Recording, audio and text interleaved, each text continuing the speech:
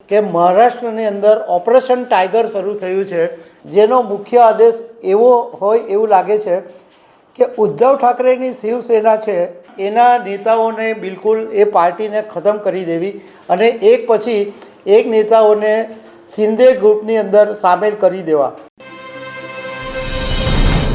નમસ્કાર।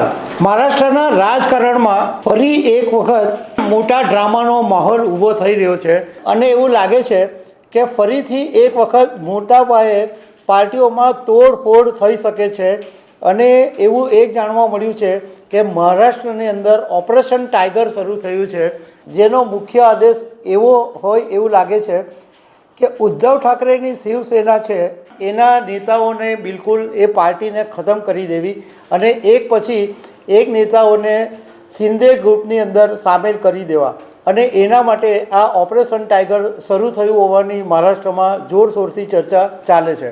તો આના વિશે તમારી સાથે વાત કરીશ। મારું નામ રાજેશ શાહ છે અને તમે જોઈ રહ્યા છો ગુજરાતના સૌથી મોટા ડિજિટલ ન્યૂઝ પ્લેટફોર્મ ખબરછે.com।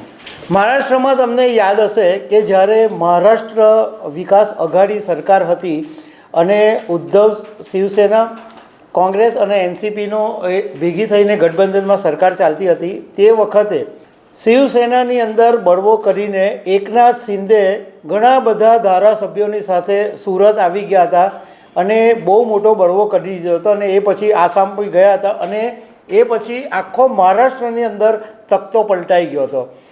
ઉદ્ધવ ઠાકરેની જે શિવસેના હતી એમાં એટલા મોટા પાયે ભંગાણ પાડવામાં આવ્યું કે એ આખી જે પાર્ટી છે એ શિવસેના એ એકનાથ શિંદેને મળી ગઈ।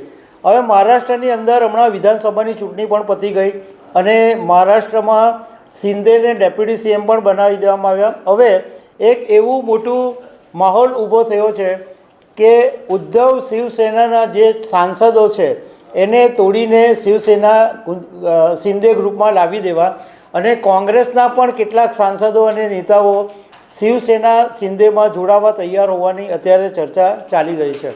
રાજકારણમાં એવી ચર્ચા છે કે શિવસેના શિંદે ગ્રુપ દ્વારા ઓપરેશન ટાઈગર શરૂ કરવામાં આવ્યું છે અને એના અનુસંધાનમાં ઉદ્ધવ ઠાકરે શિવસેના ગ્રુપના 6 સાંસદોને શિવસેના શિંદેમાં સામેલ કરવાની કવાયત ચાલી રહી છે અને ઘણા સમયથી ગુપ્ત મિટિંગો પણ આ સાંસદોની સાથે કરવામાં આવી રહી છે। હવે આ વખતે લોકસભા 2024ની જ્યારે ચૂંટણી થઈ ત્યારે શિવસેના ઉદ્ધવ ઠાકરે તરફથી 21 સાંસદોને મેદાનમાં ઉતારેલા, એમાંથી 9 સાંસદો ચૂંટણી જીતેલા। હવે આ 9માંથી 6 સાંસદોને તોડી પાડવાની તૈયારી ચાલી રહી છે અને એ પણ જ્યારે સાંસદનું હવે બીજું સત્ર શરૂ થાય એ પહેલાં જ આ ઓપરેશન કરી દેવામાં આવે એવું અત્યારે ચર્ચામાં છે। હવે શિવસેના શિંદેના જે રાઇટ હેન્ડ ગણાય છે એ ઉદય સામંતે મીડિયા સાથેની વાતમાં એક એવો સંકેત બી આપ્યો કે આમ જોવા જઈએ તો મિશન જે પણ કોઈ હોય પાર્ટીનું એ સાર્વજનિક નહીં હોય, એ જાહેર કરવામાં નહીં આવે અને અમારે હવે ઓપરેશન કરવાની જરૂરત જ નથી કારણ કે શિંદે સરકારે જે રીતના કામ કર્યું છે એ લોકોને હવે ખબર જ છે। હવે લોકોને એવી સમજ પડી ગઈ છે કે બાળા સાહેબ ઠાકરેની જે વિચારધારા હતી એ એકનાથ શિંદેના નેતૃત્વમાં પાર્ટી બહુ સારી રીતે આગળ વધારી રહી છે।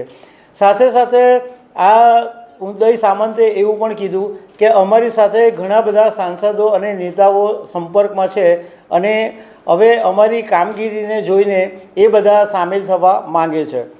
મતલબ કે મહારાષ્ટ્રની અંદર ફરીથી એક વખત મોટો ખેલો થવાની તૈયારીમાં છે અને આ જે આખો આશય છે એ ઉદ્ધવ ઠાકરેની શિવસેનાને બિલકુલ પૂરી કરી દેવાનો છે કારણ કે શિવસેનાના ધારાસભ્યોથી માંડીને કાર્યકરો ઘણા બધા શિવસેના શિંદેની સાથે ચાલ્યા ગયા છે।